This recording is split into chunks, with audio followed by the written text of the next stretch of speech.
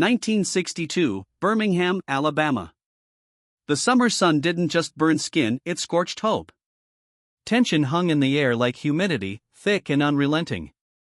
In the heart of the Deep South, young Elijah Booker was about to walk into a storm not even the bravest hearts could forecast. Elijah was 26. A war veteran, a college graduate, top of his class in engineering at Howard University. And yet, back home in Alabama, he was still called boy. But Elijah had plans. Big ones. He'd just been offered a job with Harrington Industries, a company known to only hire white men. How? His best friend, a white man named Thomas Harrington, the CEO's son, pulled strings. They had grown up together on Linden Street, sharing bicycles, baseball gloves, and backyard secrets. Elijah, Thomas had said one night over whiskey, "You're better than anyone in our company. Let me talk to my father." And Thomas did. Elijah got the job. For the first time, someone at the factory wore a tie and had skin the color of roasted chestnuts. At first, people stared. But Thomas protected him. Elijah designed better machines, cut costs, and made headlines in engineering journals. Until one day, everything changed. July 4, 1963. Fireworks burst outside as Elijah sat in his office alone, studying blueprints. Thomas burst in, face pale, breath sharp. "Elijah," he whispered, "you need to leave. Now." "What happened?" There's been a theft. Files are missing. My father thinks it's you." "Elijah, someone planted evidence, your keys, a ledger." "Thomas, are you serious?" "I'm trying to fix it. Please.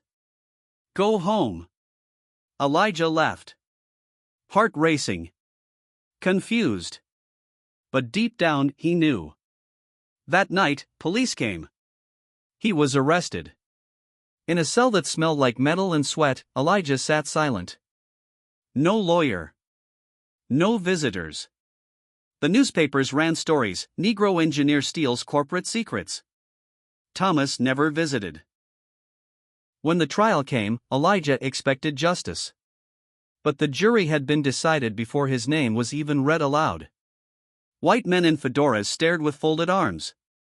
The verdict: guilty. 10 years. Just like that. And Thomas? He gave a statement to the court, confirming Elijah had access to the files.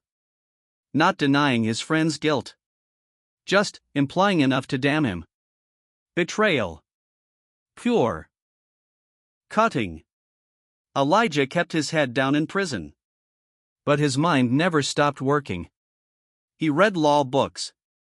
Wrote to civil rights attorneys. Documented every conversation. In 1965, he heard a whisper. "New guy on death row says Thomas Harrington bragged about setting you up." Elijah wrote a letter. Then another. And another. It took years. But one day, in 1969, the Southern Justice Project reopened his case. A janitor came forward. A former secretary too. They told the truth. Thomas framed Elijah out of fear his friend would outshine him, outgrow him, and prove white supremacy a myth. The charges were dropped. Elijah walked out of prison with a small bag, a tired heart, and no one waiting. Reporters asked, "How does it feel?" Elijah looked at the sky. Free men don't ask how it feels. They show you. He moved north. Became a lawyer. Married. Had kids. Never spoke to Thomas again. In 1982, Thomas Harrington died of a stroke. Among his things, his widow found a letter. Unopened. To Elijah Booker. Linden Street. Birmingham, Alabama. It read, "I was a coward. You were always better than me. I destroyed your life out of fear. If you ever read this, I hope you know, I envied you because you stood for something I never had the courage to face." Elijah read the letter once. Then, quietly, he burned it. Not out of anger. But because he didn't need it. His life had already written a better ending. Elijah's betrayal became his crucible. The fire that was meant to destroy him became the one that forged his strength. He wasn't just a man who was framed. He was a man who survived betrayal, racism, and injustice, and still chose dignity over revenge.